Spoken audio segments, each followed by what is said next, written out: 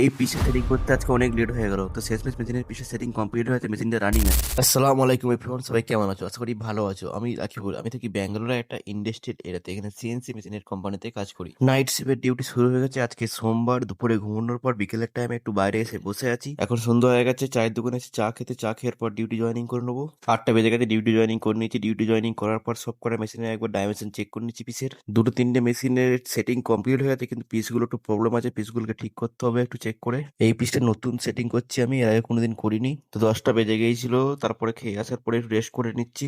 এখনো দুটো মেশিনের প্রবলেম আছে, এগুলোকে ঠিক করতে হবে। তো নতুন পিসটা এখনো ঠিক হয়নি, এই পিসটা আমার কোনো প্রবলেম আসছে। তো এই পিসটা সেটিং করে কমপ্লিট হয়ে গেছে, দেখুন মেশিনটা রানিং আছে।